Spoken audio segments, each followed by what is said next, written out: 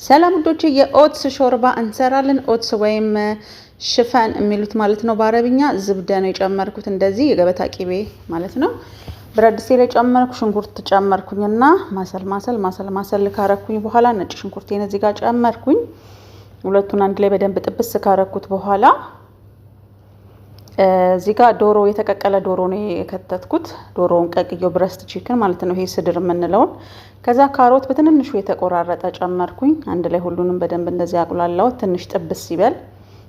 ሶስቱ አንድ ላይ በደንብ ጥብስ ካረልኝ በኋላ ዱራ ነው የጨመርኩት ወይም ደግሞ በቆሎ፣ ይሄ ስዊት ኮርን የሚባለው። ከዛ ብሮኮሊ ጨመርኩ። ቅመማ ቅመም እዚህ ጋር ፓፕሪካ፣ ብላክ ፔፐር እና ዳርሲን ወይም ይሄ ሲናመን ፓውደር ነው የጨመርኩት። ከዛ ማጂ ጨምሬያለሁ።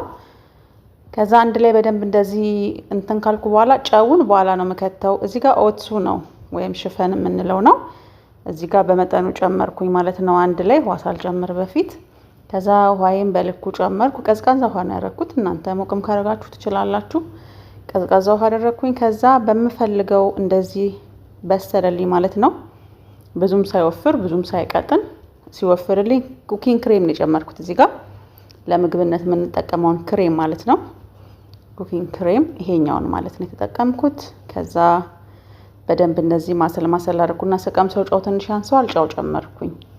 ማጂ ስለጨመርኩ ምናልባት ይበቃዋል ብዬ ነበረ፣ ትንሽ ስለአነሰው ጨው ጨመርኩ። ከዛ አንድ ላይ እንዲህ በደንብ በሰለልኝ። እናንተ እንግዲህ የውፍረቱን መጠን እንደፈለጋችሁ። እዚህ ጋር በቅዱኒስ ወይም ፐርሲሊን የጨመርኩት።